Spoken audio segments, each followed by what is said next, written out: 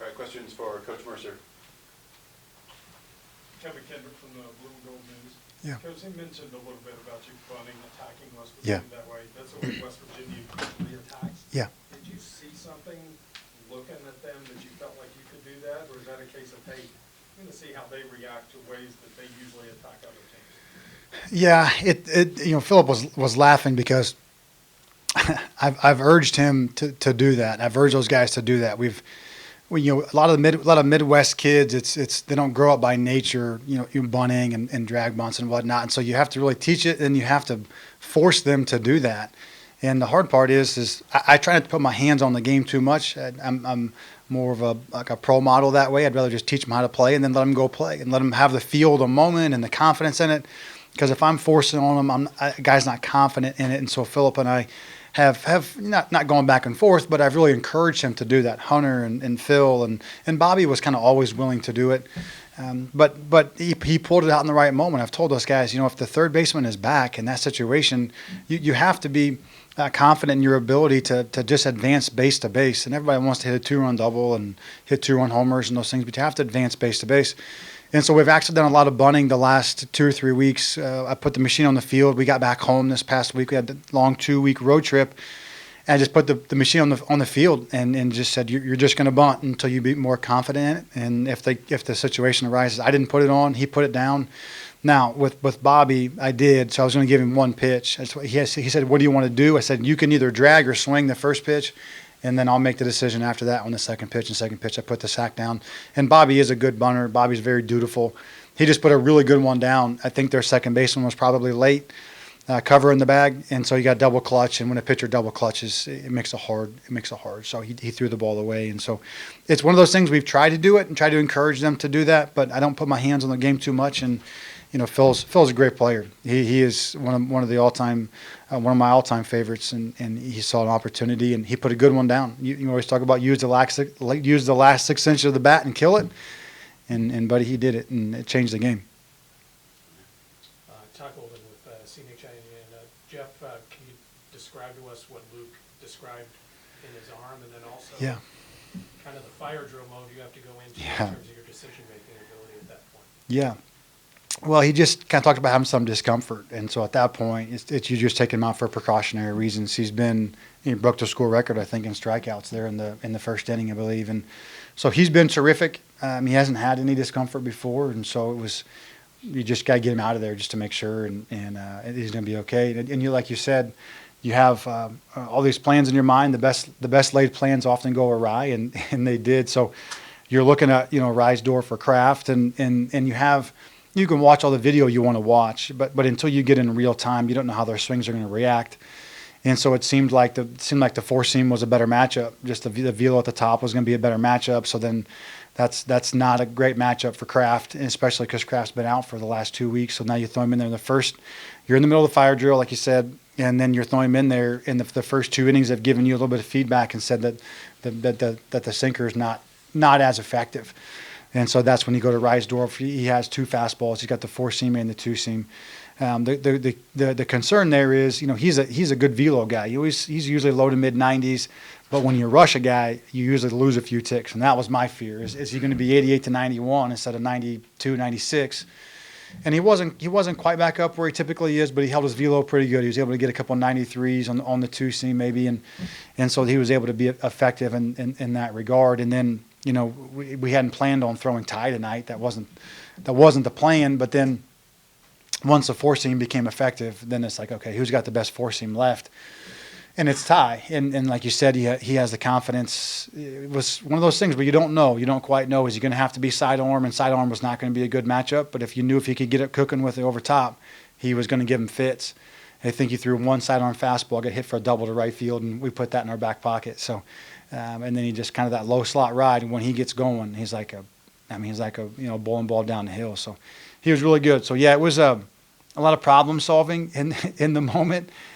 Coach Clant does a great job. We always have contingency plans. That wasn't one of we had, but we had 3 or 4 kind of guys that we were looking at. We wanted to see how the game played out, and once we realized that was going to be our most successful avenue, then you have to switch out pretty quick and find your right matchups. And we did. And Dustin did a great job, but most importantly, the kids did a great job. It's really easy to panic in that moment. You're going to be kidding me. He's our all-conference guy. You know, he's going to strike out 15 today, and he's going to give us 7, and now you have to switch gears. So credit to the kids. Credit to Braden Reisdorf for a freshman coming in that moment. And then the boys just stay in the course. Just stay the course and stay the course and stay the course. And just be too tough to quit. Just be too tough to quit. Be too tough to roll over and feel sorry for yourself. You know, there's problems in the world, and you got to get over them. Got to get up and go to work every day. So those boys did a really good job. You guys were able to take advantage tonight of all the West Virginia mistakes. They Yeah. obviously threw the ball away a couple times on Yeah. the bunt. Yeah. They had the wild pitches that allowed runs to score. Yeah. They misplayed a couple balls in the field. How important was it for you guys to be in that position late and the ability to take advantage of every mistake and make them pay for everything that went wrong in the field for them? Yeah, we were really fortunate. We did. We took advantage of each one of their miscues, and they're a great team, and Coach Mason's a great coach, and they're very fundamental, and that was uncharacteristic. But for us, we had to capitalize. We had a couple 2-out hits. You know, they throw the double play ball away, and we load the bases. They kind of pitched around Hunter Jesse. The pitch to 8-9, and we go strikeout, and then Philip Glasser comes out with a big 2-out hit. Right, you have to take advantage of the miscues. You know, we get late there, and they misplay a ball in right field for a triple, and we go base hit, and then we go homer. And so they can give you a window and an avenue and an opening, but your guys have to still go through and walk through the door and capitalize. And we did a really good job of doing that, staying calm, staying collected in a big environment, and finding a way to just be dutiful. You preach every day to the guys, like the more fundamental team has the best opportunity to win outside of a heroic performance on the mound from one team or the other. And if you can just take care of the ball, that's something that we didn't do. We did that the last 2 weeks. You could tell we were a little run down, a little tired, a little bit of mental fatigue, and we made physical mistakes. We made errors. We gave somebody else opportunities to capitalize, and today we were able to reverse the roles a little bit. But yeah, that was out of character for them. They're a terrific team and very, very well coached. But you know, we were able to come out on the right side of it today. You didn't necessarily score a ton of runs in the first couple of innings, Yeah. but you were able to run Tractors pitch count up. Yeah. Was that intentional? Can you talk Yeah. about the approaches? Yeah, he's tough. My elbow hurts because I've been throwing sidearm for the last week, trying to get ready to go.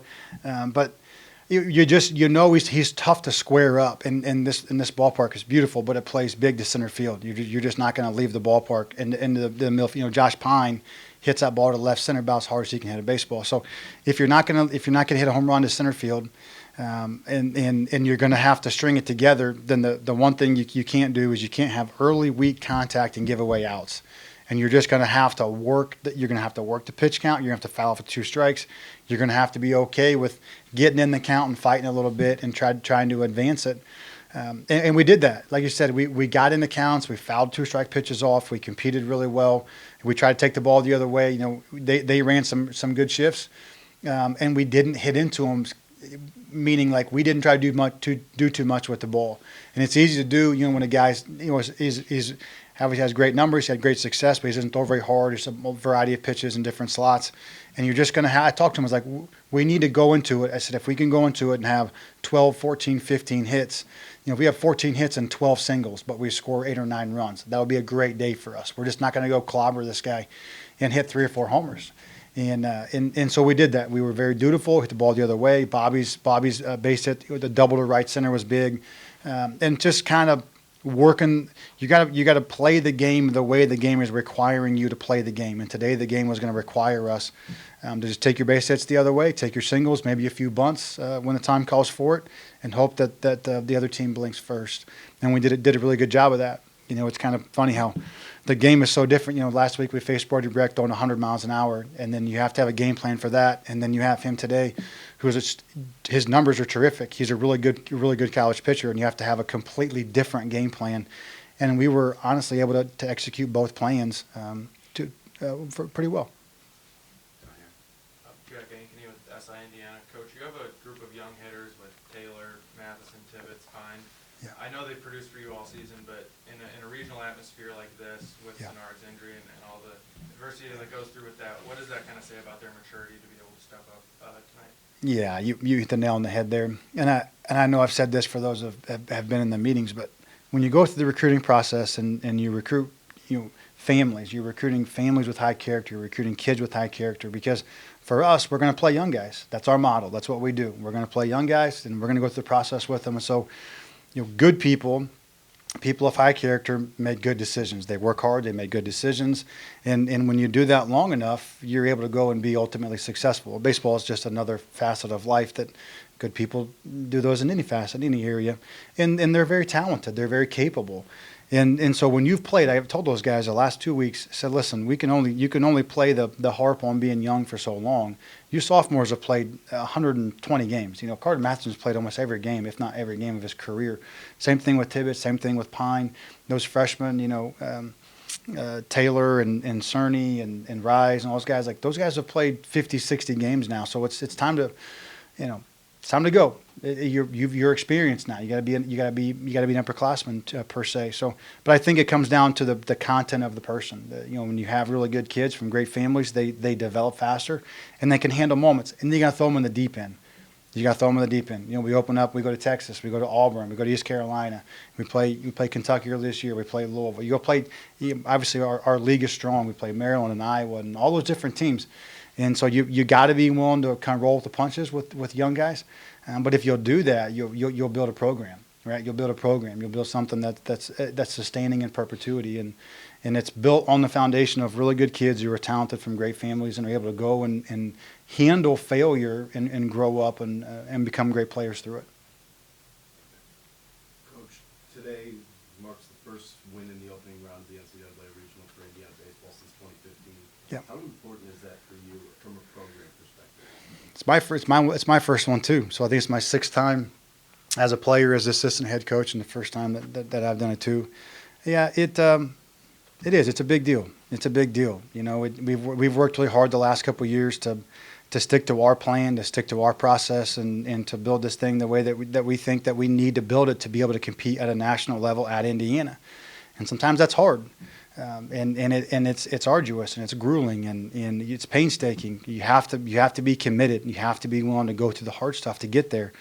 And so you every now and then you get these little moments where you get to really enjoy them. And it's a big day for us. And I'm really proud of the kids for sticking to it and fighting through it and doing those things. But you're right. I'm not gonna give you the cliche talk and say it's just another game, because it's not. It's a big deal, and I'm really proud for the kids. I'm really proud of the program for sustaining itself and being able to go back and compete at this level. Coach, Carter Matheson, just kind of like Ty, started out a little slow this year. Yeah. After a big year last year. Yeah.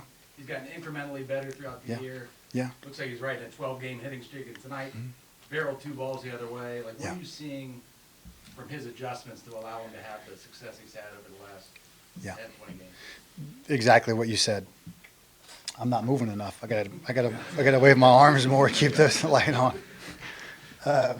No, exactly what you said. He started a little slow last year and then caught fire down the stretch, and there's not much of a scouting report on him last year, and so he kind of takes off. Kind of the same thing this year. A little bit pull happy, a little bit pull side dominant, not recognizing off speed pitches, not using the other side of the field. I mean, you can see where they have those shifts, those massive pull side shifts on him, and they're not quite as accurate as they once were, because he's able to use that part of the field more so than he has earlier. He's a supremely gifted and talented player. Physically, he is as gifted and talented as a player as I've ever coached. But you have to match the wherewithal and the understanding of the game and what's happening around you to your physical ability. And so he is a great rotator. The way his hips move, the way his body moves, how twitchy he is, the strength and the twitch. He's a great rotator. And so he has the ability to hit the ball the other way with great velocity. He burns the left fielder on that double to left field. That ball's hammered. And so he's gotten better at being able to hit the ball the other way and stay on the ball. And, as your sophomore year, there comes, especially when, he very easily could have been the Big Ten Freshman of the Year last year, right? That wouldn't have been a bad selection, especially as a true freshman. But, when you go through that, now there's a target on your back when you're an All-American, and everybody knows, and everybody's got TrackMan and all the hot and cold zones. And so you perform like a top 50 or 100 player in the country, except your experiences don't match that. You're not a third or a fourth year guy. So that takes time for those things to work their way out. and understanding what his hot zones and cold zones are.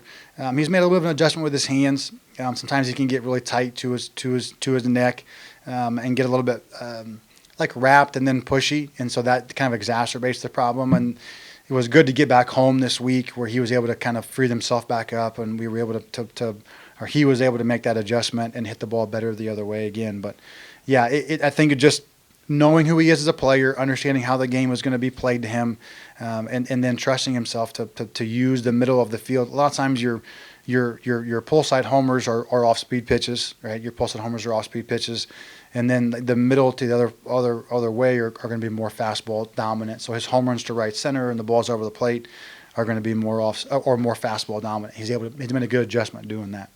Let's go last one back there. Reisdorf, Senard, and Buffalo have made a lot of your starts the last few weeks. Yeah. Has there been much thought in what we're going to see tomorrow? Yeah, not too much. Not too much. Yeah, that. Yeah. I know. I'll go ask Coach Gallant. I'm sure he's like the Mad Hatter right now. He's got his notebook and he's got 15 different scribbles and all those things. So, you know, we've got enough guys to go and do it. It's just going to be young, and we're going to have to fight it out, and we're going to have to chop it up. And but you got to win today. You can't leave it on the field. You know, that'd be great to have a starter tomorrow, like Ty or Reisdorf or what have you. But if you got an L next to your name, it don't matter too much. So no, it's a great question, and I would tell you if I knew, but I'll go ask the boss and see what he has to say. Coach, thank you. Thank you so much. Have a nice